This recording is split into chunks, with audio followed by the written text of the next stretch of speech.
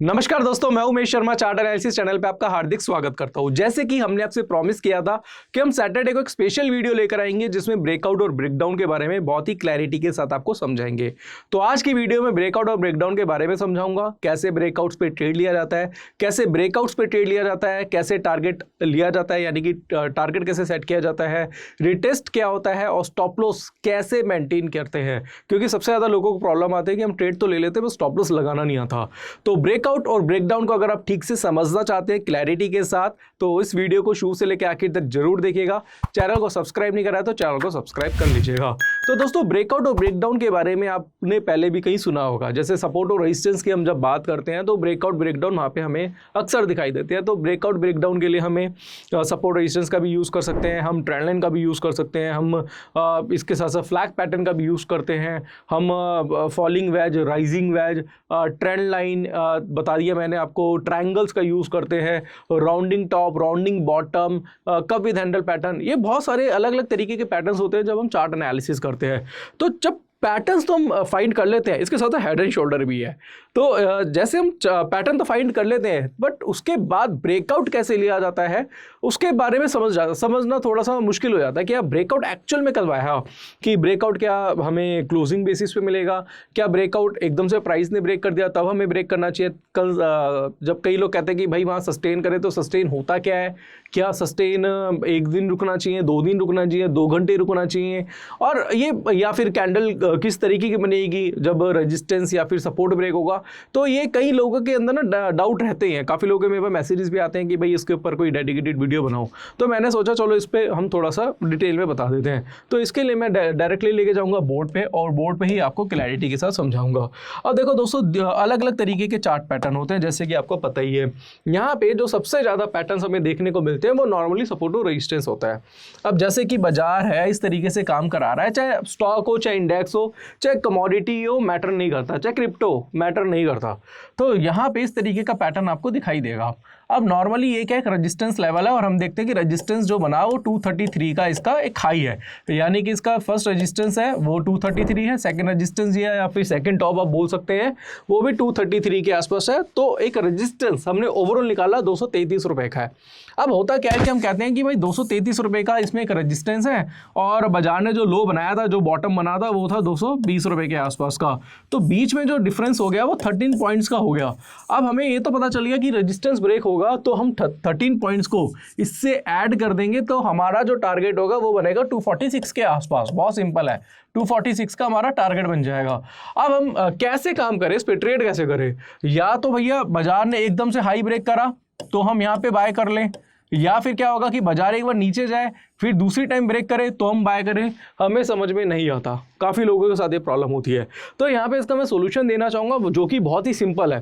देखो, कई बार ऐसा आपको देखने को मिले कि भाई यहाँ पे अगर आपको कन्फ्यूज़न हो रही है तो आपको करना क्या है, बहुत सिंपल है कि अगर ब्रेकआउट होता है, यहाँ पे ब्रेकआउट हुआ, नॉर्मली कैंडल बनेगी और कैंडल की जो क्लोजिंग होती है, अगर आप ये कैंडल देखते हैं, मान लो मैं इस कैंडल को ग्रीन कर देता हूँ, यहाँ पे ग्रीन कैंडल यहाँ पे आपको बनी।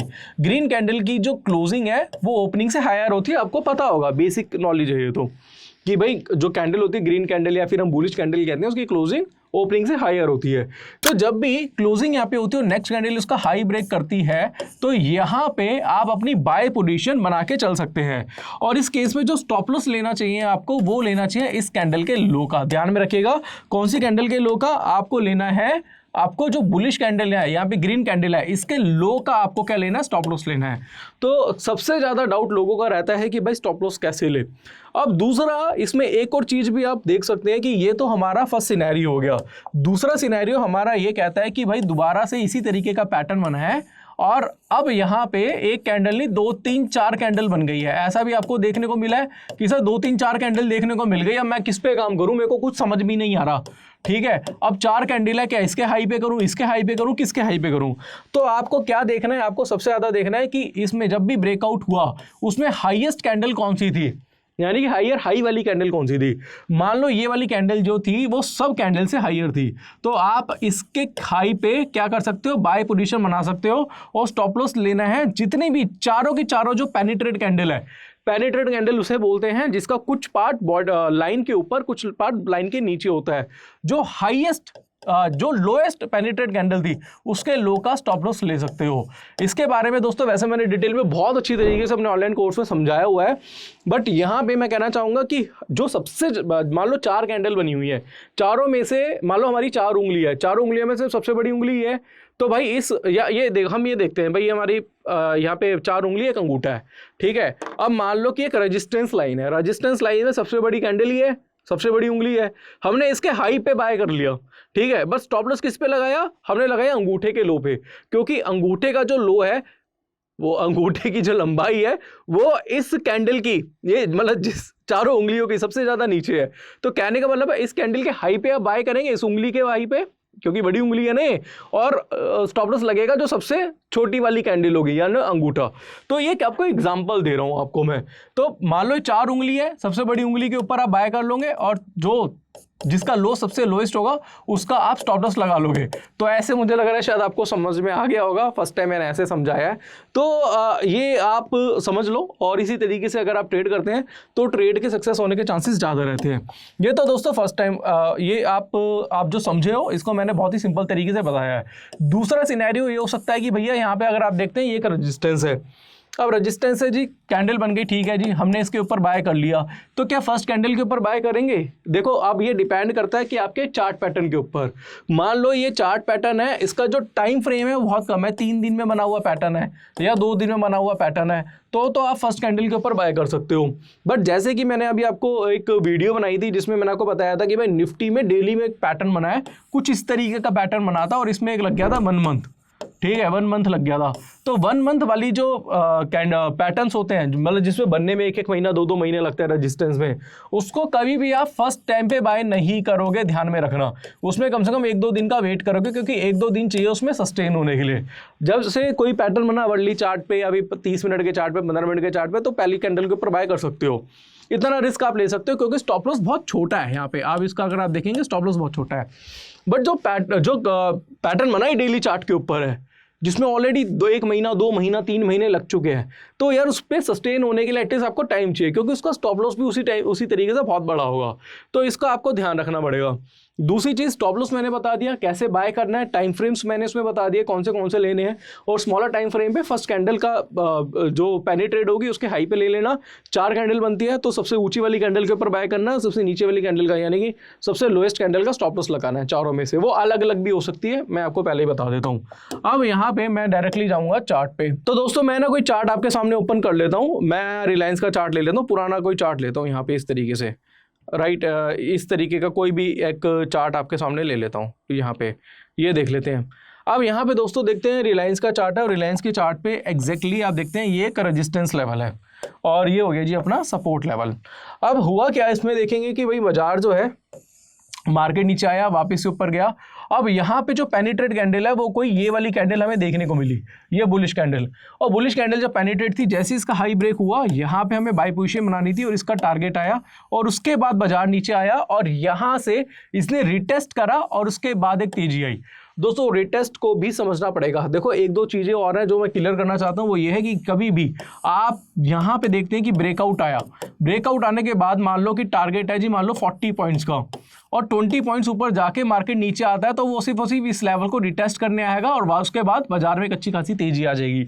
ये सारी चीजें दोस्तों आपको सपोर्ट में भी देखनी है, सपोर्ट में भी ऐसा ही हो सकता है। हम यहाँ ब्रेकआउट की बात कर रहे हैं, बट ब्रेकडाउन में भी ऐसा हो सकता है। मैंने आपको एग्जाम्पल जो दे रहा हूँ ब्रेकआउट के दे रहा हूँ, बट ब्रेकडाउन में भी सेम चीजें ही होंगी।